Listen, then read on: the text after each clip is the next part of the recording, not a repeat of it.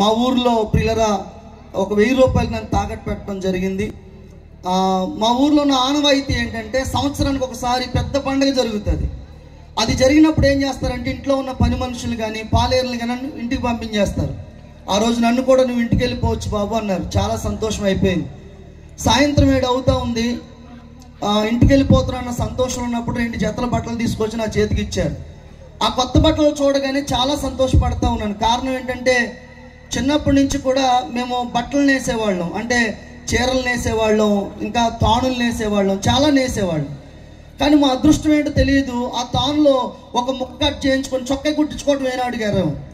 ఆ చీరల్లో మా అమ్మగారు ఒక చీర ధరించడం ఎప్పుడు చూడలేదు కూడా. మా మేనత్త రైస్ మిల్లో పనిచేసినప్పుడు ఆ ఓనర్ గారు చినిగిపోయిన బట్టల పిల్లలు ఇస్తే తీసుకొచ్చి ఇస్తే అవే మేము కుట్టుకుని తొడుక్కునే వాళ్ళం తప్ప కొత్త బట్టలు మా జీవితంలో ఉండేవి కాదు. కానీ ఆ రోజు నా బట్టలు చూడగానే చాలా సంతోషపడతా ఉన్నాను. ఇంటికి వెళ్ళిపోవచ్చు అన్నారు. 7 ఆ టైం అవుతా ఉంది. అలా మెట్లు దిగి ఇలాగే రోడ్డు ఉంది, రోడ్డు నడుచుకుంటూ వెళ్తా ఉన్నాను. ఆ రోజు పండగ జరుగుతుంది, లైటింగ్ పెట్టారు, ఖర్జూర పండు బుడగలు అమ్ముతూ ఉన్నారు.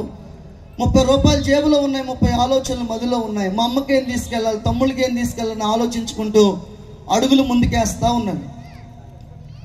కాస్త దూరం వెళ్ళేటప్పటికి నా ముందుకి ఒక వ్యక్తి వచ్చి నిలబడ్డారు.